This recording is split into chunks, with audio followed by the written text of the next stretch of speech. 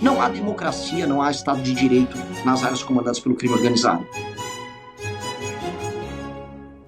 Já tem esses nomes, Ana, colocados, alguns nomes colocados para definição da presidência da República, e eu queria que você contasse um pouco para a gente, que foi meritória, né, o caminho que vocês traçaram para conseguir criar um partido. Vamos lembrar que o Bolsonaro, com toda a força política que tem, não conseguiu criar um partido. A gente já viu outros, né, movimentos políticos de criação de partido que não foram bem sucedidos. Como é que vocês conseguiram? São 500 mil de assinaturas, se eu não estou enganado, ou 1 milhão, me corrija aí, conseguiram chegar nesse número para a criação desse partido. E é MBL mesmo que vai chamar o partido? Me desculpa, me fugiu aqui.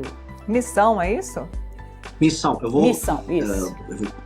Vou tentar resumir essa longa história, até para ser legal aqui para vocês, porque realmente o Bolsonaro tentou e não conseguiu, foi vexatório. Nós demos um pau nele nos termos mais recorrentes na internet, né? Ele disse que ia conseguir, ele começou a abrir esse partido, Aliança pelo Brasil, em 2019, contou com advogados, dinheiro, participação. Depois, inclusive, eu posso passar para você algumas informações de bastidor, porque nós fizemos a engenharia reversa do Aliança Brasil e descobrimos coisas interessantíssimas, membros de partidos políticos bem estabelecidos que nos bastidores tentaram ajudar o Bolsonaro a montar a aliança para dar um bypass no seu sócio partidário. Tem muita coisa que aconteceu ali, mas na prática eles tinham uma perda de fichas na casa dos 80%. O projeto foi todo muito montado, que é o que eu sempre falo, não adianta você ter quantidade se você não tem qualidade.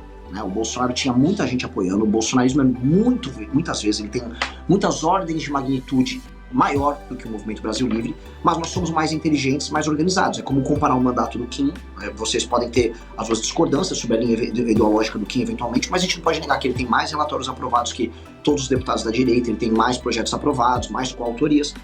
Assim, é uma questão de produtividade, a gente é mais produtivo pela própria natureza nossa como grupo. Então nós falamos, nós não vamos cometer os erros deles, nós entendemos que nós tínhamos que montar um processo de coleta, treinando nossos coletores, falando a verdade para as pessoas e colocando muita tecnologia no processo. Outra coisa que nós fizemos ao invés de brigar com o TSE, como o bolsonarismo fez, trazendo teorias conspiratórias de que o TSE estava barrando a validação das fichas deles, e eles erravam as fichas. Eles faziam as pessoas coletarem as fichas de uma maneira errada, com os dados errados. A gente não, a gente foi lá e se consultou com o TSE. O que acontece é que a gente bateu todos os recordes para montagem de partido, a gente conseguiu, eram necessárias 547.043 assinaturas válidas no TSE, a gente validou já 590 mil fichas, ou seja, já passamos, mais do que necessário. Nós tivemos a menor perda da história, foi coisa de 26% de perda no processo como um todo. Era necessário montar um partido em 9 estados. Quanto tempo, Renan, que vocês conseguiram essas assinaturas? Das assinaturas até a validação, nós fizemos tudo isso em 1 ano e 7 meses. A lei obriga só a coleta serem pelo menos 2 anos, e depois você faz a validação. Nós fizemos tudo em 1 ano e 7 meses. Nós batemos todos os recordes para montar Como que vocês conseguiram, assim, isso... didaticamente, para quem quiser montar um partido também, como é que vocês conseguiram reunir essas assinaturas? Porque, claro, o MBL, né, é um movimento conhecido, tem uma ampla divulgação ali nas redes sociais, mas não é fácil conseguir assinatura, como a gente falou do Bolsonaro. Qual foi a mágica aí? Pior que não teve mágica. Você tem que ter inteligência, como eu coloco, inteligência no processo. Uso de tecnologia, ter o partido público, o partido produzindo conteúdo e cativando os jovens a participar do processo de coleta, acompanhamento diário do processo de coleta, fiscalização diária, porque tem pessoas que querem fraudar, você pode ser vítima de fraude. O partido mesmo ser vítima de fraude, pessoas também podem ser vítimas de gente que falsifica assinaturas.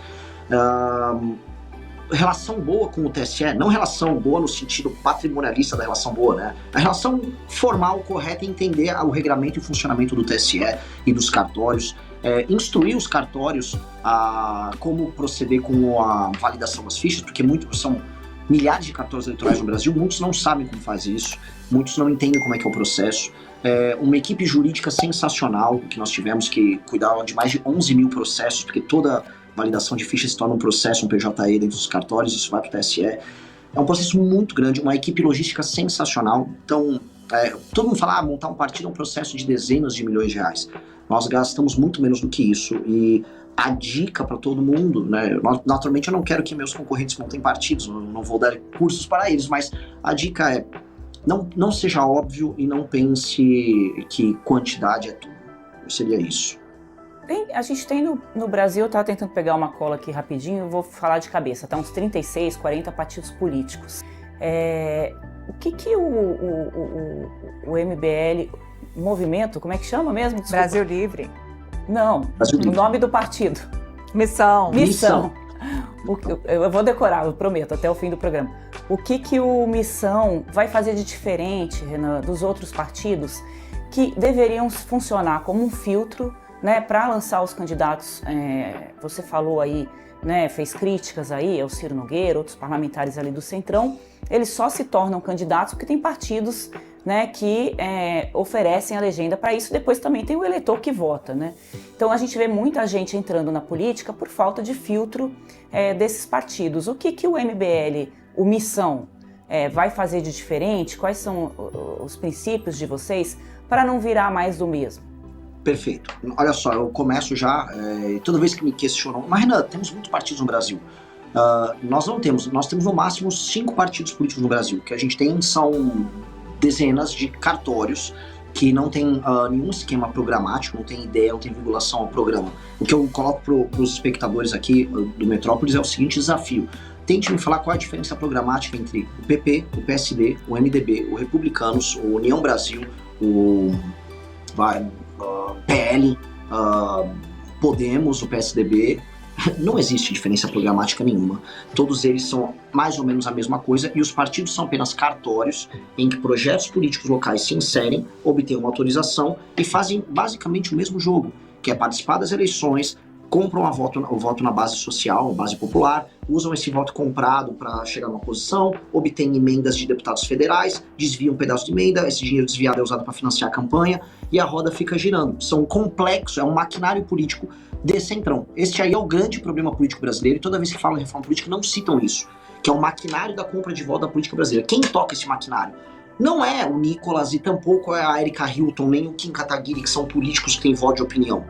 Quem toca isso são esses nomes que as pessoas se esquecem, que são os nomes do Centrão que dominam de fato a política brasileira. São essas centenas de Hugos Motas espalhados pelo Brasil, de Artures Liras, essas figuras que não têm posição para nada e que na prática se valem de um eleitor muito ignorante. Só para te falar, Andressa, nós podemos disponibilizar isso inclusive para você. Nós fizemos um estudo, existe uma correlação direta entre DH baixo e voto no Centrão. Portanto, quanto mais pobre, quanto mais analfabeta, quanto pior forem as condições sociais de uma população, mais a chance dessa população votar no candidato do Centrão.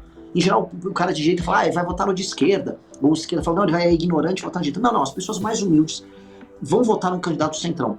E por quê? Porque o Centrão, vamos ser honestos, compra voto. Compra voto é compra de voto ao longo do próprio mandato. Um vereador fica dando sapato pro eleitor, dá caixa d'água pro eleitor, dá saco de cimento. Quem tem essa base de vendedores de voto e compradores de voto são esses caras do Centrão. Isso não é política, isso não é partido. Para mim, esses caras tinham que ser fechados, esses caras são criminosos. Eu tô falando real, é um bando de criminosos que administra esses partidos políticos no Brasil, tá? Esses caras mantêm o Brasil na mais absoluta pobreza. E eles falam, não, o jogo político é assim, assado. A Missão vem a ser um partido com programa. Quem tem programa no Brasil? Eu odeio o PT, mas o PT tem um programa, ele é um partido da esquerda. Eu odeio o PSOL, mas ele tem um programa, ele é um partido de esquerda. Eu posso falar, qualquer coisa da Rede Sustentabilidade, que nem existe como partido na prática, mas eles têm um programa. Talvez o Novo tenha um programa para além de puxar o saco do Bolsonaro, né? Ele já teve um programa liberal. Nós temos um programa muito claro, está no nosso estatuto, nenhum político nosso não pode seguir o nosso programa. Nós temos uma linha muito clara, se a pessoa não gostar da linha política nossa, não entra no partido. A gente não está querendo fazer amigos, a gente está querendo construir companheiros de batalha, que é muito diferente de fazer amigos e ficar trazendo, traga um político genérico para cá, não queremos políticos genéricos, e isso é ser partido político. Partido político então pressupõe que você é parte. Já explica pra gente qual é a missão do Missão, qual é o alinhamento do Missão, para quem desejar entrar no partido. Alguns pontos muito claros. Primeira coisa, nós queremos fazer uma guerra, um combate ao crime organizado.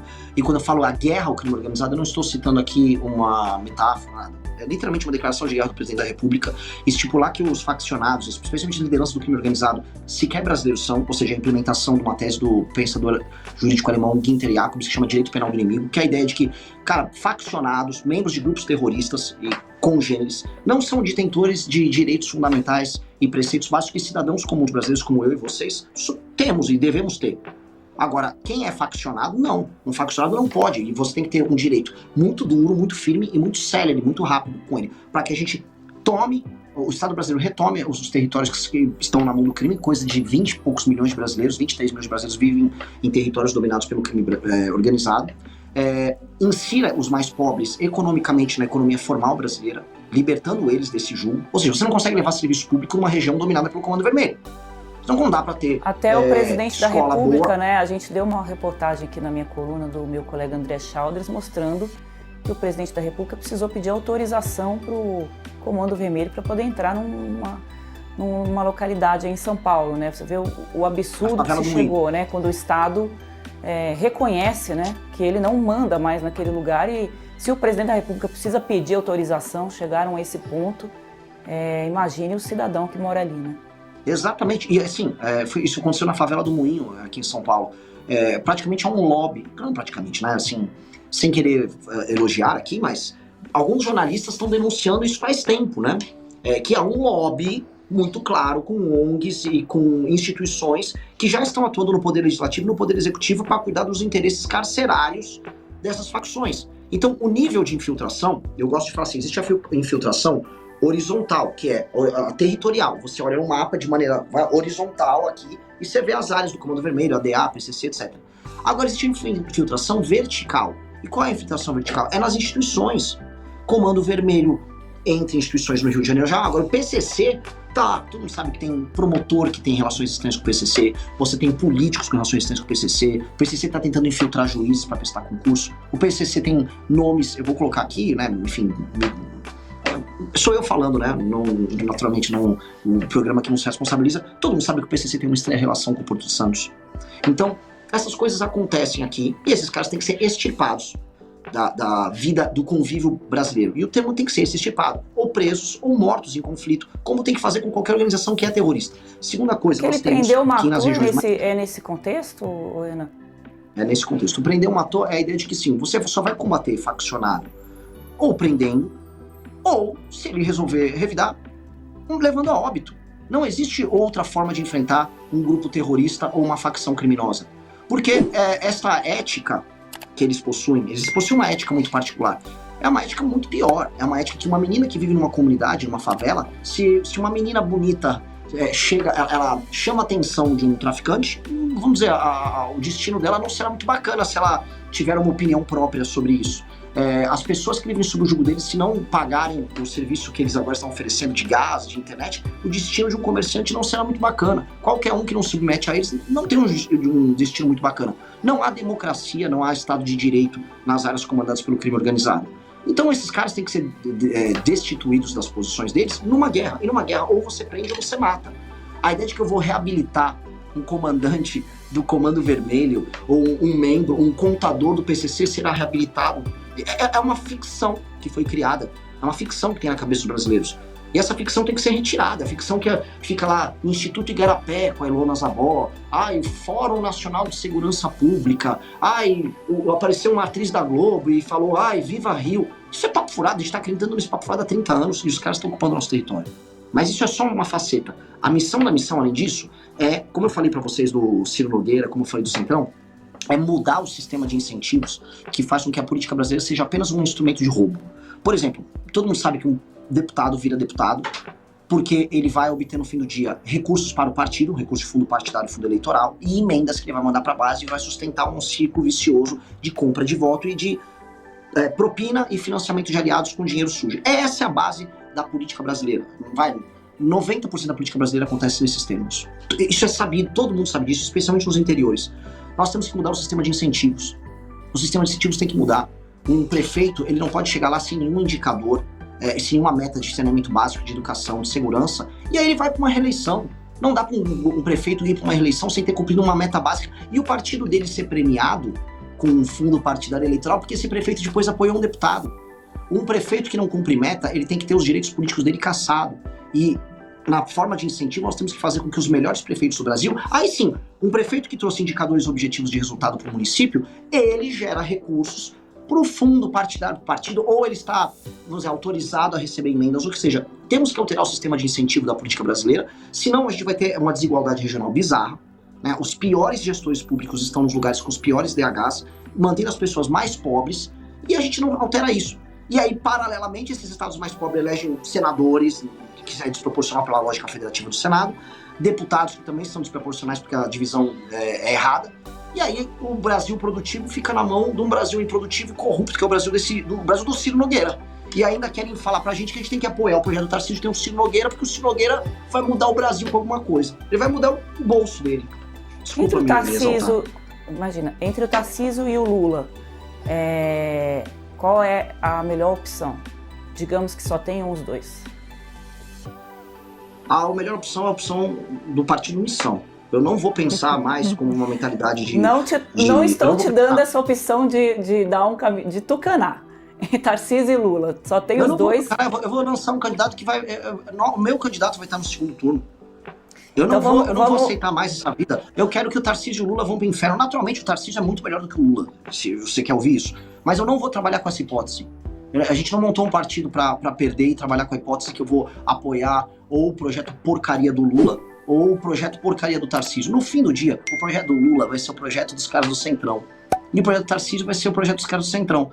Os dois projetos vão quebrar o Brasil. Os dois projetos são covardes. Os dois projetos, o André Esteves do BTG vai estar mandando. Então, assim, eu quero que os dois projetos vão pro inferno. Eu quero derrotar os dois projetos. Fala, fera! Curtiu? Então se inscreve, deixa o like, compartilha e comenta aí. Até o próximo vídeo!